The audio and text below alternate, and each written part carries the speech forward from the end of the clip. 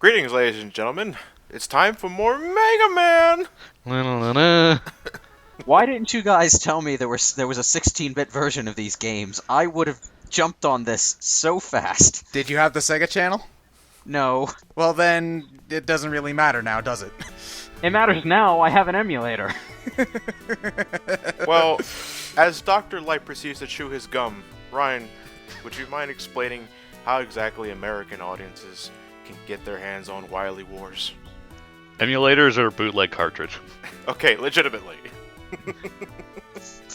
You can't. Yeah. What Ryan means to say is that back in 1994, I think that's when it was released, there was a subscription service for Americans known as the Sega Channel. Pretty much, it was an attachment, pretty much like a 32X, that went on top of your cable box via coaxial cable. Rockman Mega World. This isn't Wily Wars. I'll explain more of that later down the road. But yeah, it was a subscription service that you paid up the ass for, just so you can gain access to Sega Genesis demos, whether it be, I don't know, games, conceptual demos, interviews, all that shit. But you also get exclusive games every once in a while, and one of them, unfortunately, was Mega Man The Wily Wars, otherwise known as Rockman Mega World in Europe and in Japan. Pretty much, it is a 16-bit recreation of the first three Mega Man games, and it also has some exclusive content we'll be seeing at part 10 or 11 down the road. But yeah. My ears, the twang, the twang. The music is kind of butchered, isn't it? Yeah. I will defend some tracks, but so the music for you guys, I'm more directing this towards Ted and Ryan, is more miss than hit for you guys. Basically. Yeah. I'm looking at these graphics, and well, it says it's 16-bit, but it really just looks like a slightly prettified version of the 8-bit sprites. Which is a problem, I think, because this is not as updated as, say, Super Mario All Stars, Yeah. which It looks like they just added pixels. more color shaders. More So, color and shaders, yeah, and just like little tiny pixel adds to Yeah. the sprites, but it's all the same base art. Yeah, all the proportionally speaking, I think the only one that ever got an increase was Mega Man himself, which is going to be a problem when we get to Mega Man 3, when Mega Man himself is like 2 feet taller than Proto Man. But yeah, So what This would we is- call this? 12-bit, I guess, maybe? it's sort of a hodgepodge, yes. Well, Yeah, I guess the halfway point would be 12. So yeah, 12-bit.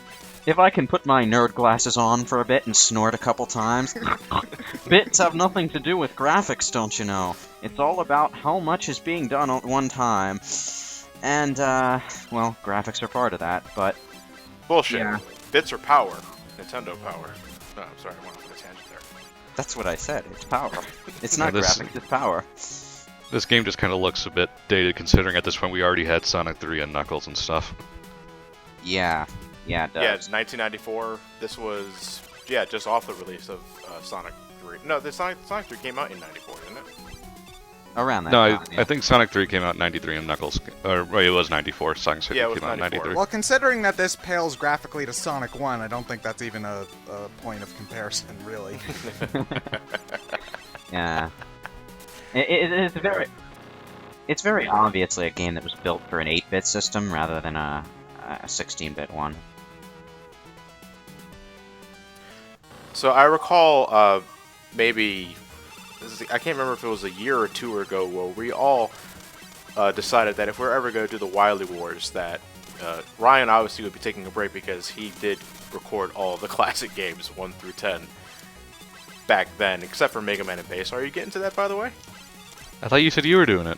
I don't remember saying anything. I think I remember Johnny saying he was gonna do that. No, I didn't. Maybe someday.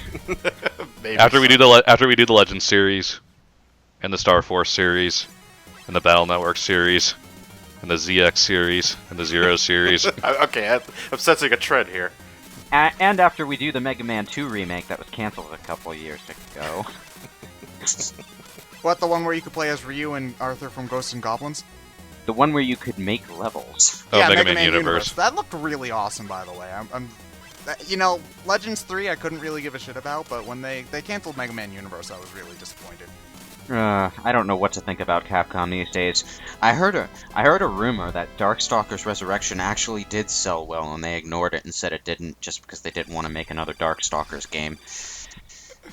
Ouch. I wouldn't put it past them.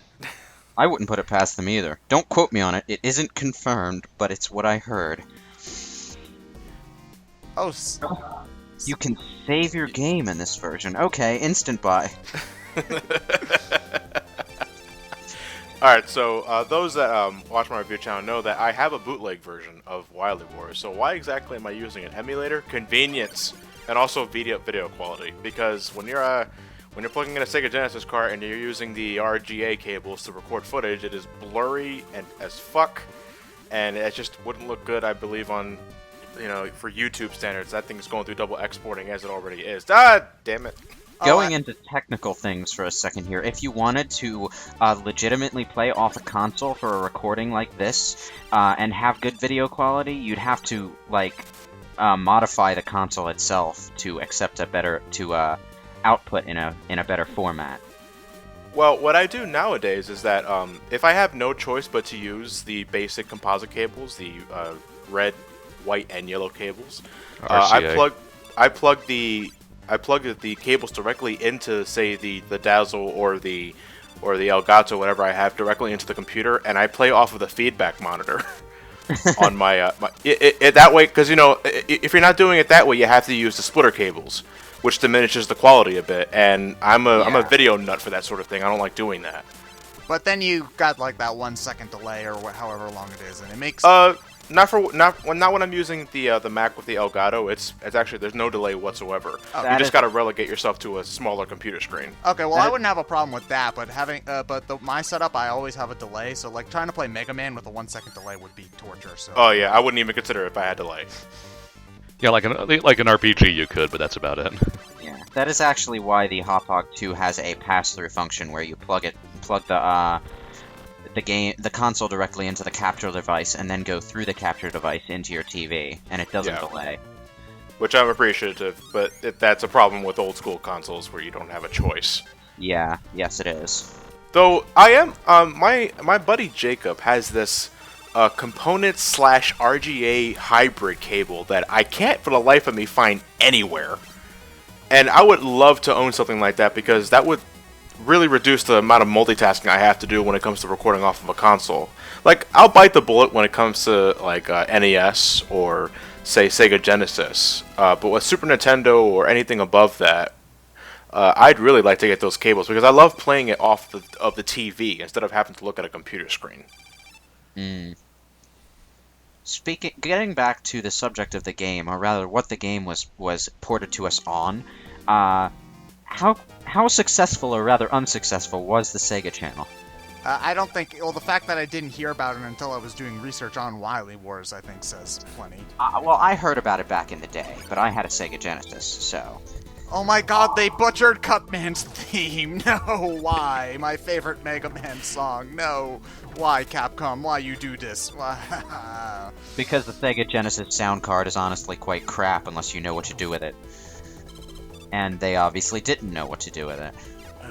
I will defend Mega Man 2 and 3, because I think Mega Man 2 and 3 got proper treatment with the Sega instruments. I'm right with you. I don't like that Genesis twang or anything like that. But there's one thing I love about the Genesis sound file in particular is percussion and bass. I always loved the way whatever sort of musical instrument they were using with the Genesis, I love the percussion and the bass, and I think the remixes they made for Mega Man 2 and 3 really benefited from that, especially when we get to the Wily Wars segment. The Wily Tower segment at the very end of the game. That music is kick-ass. Just to jump. Well, those are also original pieces made for the Sega Genesis, so that definitely helps, and that definitely would explain it. But just when you're just looking at it musical in general, that is some kick-ass music. But going back to the Sega Channel, I remember commercials running for that son of a bitch all the damn time back in 94, 95, because that was around the time where everyone was going home from school. You got your Fox Kids on, you're watching your Power Rangers, your Tiny Toon Adventures and shit like that. Batman. Yeah, Batman the Animated Series. Yeah, the Sega Channel was heavily advertised during those blocks, but you know, I didn't have a lot of money growing up as a kid, and we didn't really play the Genesis that much compared to the Super Nintendo, even though I do love the Genesis, and it just wasn't a feasible option. Yeah, I didn't know anyone who had the Sega Channel either. Well, it's a subscription service. Like, how much a month was it? Because it had to be pretty. Because like it's basically Steam, but for the Sega Genesis. So back then it must have been like gigantic. I can do some research on that right now, actually, because I was always about that. I don't really... It was always an interesting idea. But I would compare it more to something like PlayStation Plus, except it wasn't really viable at the time. Yeah, okay, that might be a better comparison. Yeah. $13 a month. So times that by 12. Yeah, it was like around that time they were still like companies were trying to figure out ways to get the word out on their games more efficiently. Sega Channel was one way. PlayStation nailed it with their underground discs, which were like $3 a pop, and you could buy them at any old grocery store. That's where I got mine. I got mine at like Pathmark and stuff. Oh, you missed. And I missed. Oh, you missed. Oh, now gotta you gotta fight Cutman legitimately. Aww. Not like Cutman's hard, but No, Cutman, I think, is the only robot master in the entire game that actually has a violent reaction towards the Buster. Like, he actually goes back when you shoot him with it. The Sega Channel, though, it was an add-on to a cable box, was it? Like, Yeah, Yes. yeah, like coaxial cables. It attaches to your. So I get. I don't know what kind of cable subscribers were there besides the obvious Comcast. there's a whole lot more options than there are today. Yeah. Well, yeah, I guess times don't really change wait, that does often. that mean that if you wanted to use the cable if you wanted to play the Sega Channel, that means nobody else could use the cable box? Because like when I was growing up, we had two TVs in the house. Like our old crap one was the one that I had so that I could play my N64 and GameCube, and then you know the nicer one was downstairs so everybody else could watch whatever they wanted on TV. But you know, assuming that anybody else had that set up, you'd have to put if somebody wanted to watch anything on the cable, they'd have to not do it whenever somebody was using that Sega Channel thing. Yeah, kind of like how when you're using dial-up internet connection, nobody could use the phone. It probably depends on the cable that you had, because as I remember, at the time, some cable companies had like little smaller cable boxes that you could put in different rooms and watch different channels on different TVs. Yeah, Elec Man's theme. And of course, What I was this suppose about you could always percussion have and bass you were multiple talking cable about? boxes. Because I don't hear any at the moment. And I said that I will defend that for 2 and 3 and the Wily Tower segment, not 1. I think 1 got the short end of the stick. I will agree with you guys there. The 1 remixes aren't that very good, and some of them don't match the original timing of the songs. Like you guys heard the boss music at this point in time already. It's way faster than the NES version of the game. And that's about it. I would say they probably had a different team on each of the games for speed purposes, and since 1 wasn't as popular as 2, it probably got a little less attention. Well, they kept all of they kept all of the weird things about 1 that didn't get transferred over to the rest of the series. Like they still have the football-shaped power-ups and the point counter and the little balls. Yeah, but it's more or less just a prettified straight port. Yeah, basically. So actually changing that stuff would have taken more effort. There are differences though. Megaman's control, first off, is not as, for lack of a better word, slippery. clunky than it was in the original Mega Man. It's about on par with 2 and 3. The one detriment, though, to this is Mega Man's firing rate in the Wily Wars, and this goes for every single port, is not as fast as his NES counterpart. He can only shoot a maximum of 2 pellets before needing to reload. And since he can't fire it as fast, that's, it's not as good as the original NES games. Also, all the bosses have a much longer invincibility frame, so you can't cheese them as easily. That too. The game seems to just play a little bit slower overall, I've noticed. There was a workaround around that. I heard that if you're particularly playing the PAL version, ironically PAL, you can speed it up with through use of an emulator. But if you're playing it on the Japanese or the American version, yeah, there's slowdown in this game, folks, and we're gonna see a really bad case of that later down of the Mega Man 1 playthrough, especially. Actually, I think there's a reason for that thing with the PAL versions, because old school games in PAL tended to have completely different frame rates than their NTSC counterparts. It has something to do with the megahertz. Yeah, the TVs, yeah. Yeah, something to do with power outage. Because I think PAL was 50 megahertz. That was the cap. So games in particular, I think I could be just talking out of my ass. Feel free to correct me, subscribers, but. Yeah, it has something to do with power usage, and because it wasn't as high, they had to run games at a lower frame rate. And it's so odd, especially in the midst of social media and stuff like that, where you run into a lot of people that grew up in the UK who, for the first time in their lives, are finally able to experience something like Sonic 1 or 2 at 60 frames per second. And it's so alien to us because, well, that's how we always played it here in America, but you guys are used to 50 frames per second Sonic the Hedgehog. I was like, how do you guys get used to this? Or like 30 frames per second Ocarina of Time.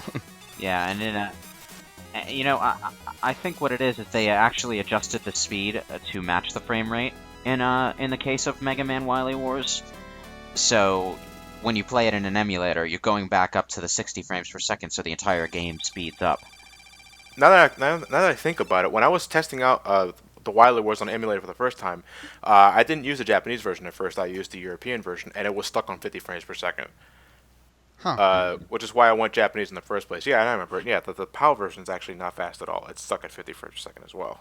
Yeah, So- it's just, if you use an emulator and bump it up to 60, it'll speed up by 10 frames.